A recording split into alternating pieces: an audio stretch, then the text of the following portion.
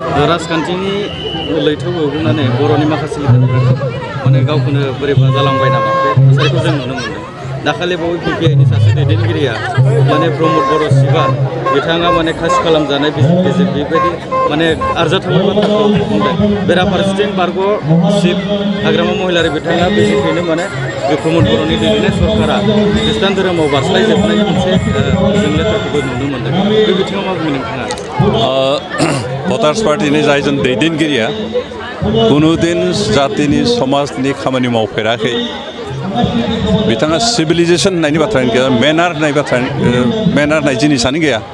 बेबायदि मानसिया बुंनाय बाथ्राखौ जोंनि समाजा रावबो गनाया आरो बेनिखायनो आं बिथांखौ सोंखारियो जे इसेबां ससियेल मिडियायाव बाहायजाथावै सोदोबखौ बाहायनानै सोंखारिनाय बे सासे मानसिनि गियान गोनां मानसिनि खामानि नङा। बेनिखायनो बिथाङा समाजनि प्रति खुनु कन्ट्रिबिउसनानो गैया, जातिनि थाखाय खुनु दिन मावफेराखैनो।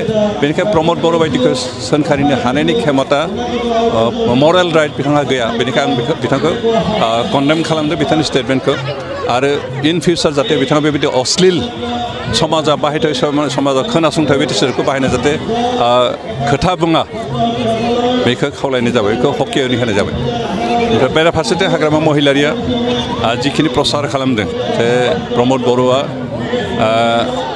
बर'फोरनि गेजेराव गासैबो बर'फोरखौ ख्रिस्टान खालामनो नाजादों होननाय बे टटेलि फल्स बेसलेस।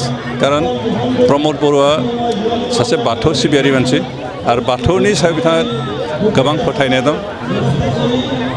गुबुन गुबुन धोरोमनि प्रति बिथाङा रेसपेक्ट दं, खिन्थु हे बुलि गासै बर' जातिखौ ख्रिस्टान खालामदों होननाया टटेलि बेसलेस।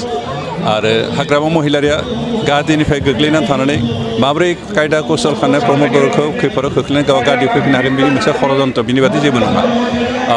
जों हाग्रामा महिला बिथांखौ सोंखारियो जे फल्स बेबायदि बेसलेस खोथा प्रसार खालामनाय मानसिफोरनि गेजेराव मोनसे बिभेद लाबोनो नागिर, ख्रिस्टान बाथौ ब्रह्मनि गेजेराव मोनसे नांलाय खमलाय लाबोनो नागिरनाय जिखिनि षड़यन्त्र बेखौ जों गासैबो बर' समाजा सोंखारिनाय उचित। जायफोरा गोरों गोरा बिथांमोना बिथांनि बे बाथ्राखौ सोंखारिनाया उचित। गावखौ गादियाव लाबोफिननो थाखाय बे धोरोमनि सहाय लानो नागिरदों बिथाङा मुथते जिखुनु उपायबाबो धोरोमजोंनो जा थाखा फैसाजों बायनानै जा मानसिफोरखौ थगाय थुसि खालामनानै जा गादियाव फैनायनि मोनसे उद्देश्य बिथाङा लानाय बे खामानिफोरखौ मावदों। खिन्थु बिथाङा जेसेबांखि दा नाजाथों, जेसेबांखि दा बाब्राबथों, जेसेबांखि क्रर दा बाहायथों, कुनुदिन गादियाव फैफिना। आरएसएसनि दैदेनगिरिखौ लोगो हमनानै बिथाङा बिजेपिआव हाबफिननायनि लामा नागिरदों। ना आरएसएसखौ लोगो हमनायाथ' गणतान्त्रिक हादोरनि गणतान्त्रिक मेम्बार हिसाबै लोगो हमनाय जायखौ गोसो जायो बेखौनो लोगो हमनो हायो।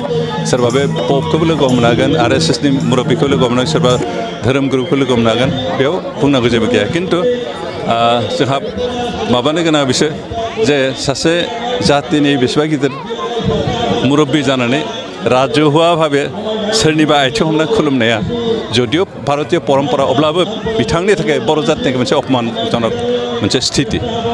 बेयो जोंनि थाखाय लासिंसे बर' जातिनि थाखाय बर'नि इसेबां गिदिर लिडार 15 बोसोर बिटिसिखौ सालायनाय मानसिया सासे मानसिखौ बेबायदि आथिं हमनानै राजहुवा भाबेबो सिखावहै सिरि रावबो नुवाजासे खुलुमोबा बुंनांगौ बाथ्रा गैया। खिन्थु राजहुवा हिसाबै मिडियाफ्राव ओंखारलायजासे बिदि खुलुमनाया बे जातिनि थाखाय मोनसे बदनाम, जातिनि थाखाय जोबोद लासिंसिं बाथ्रा।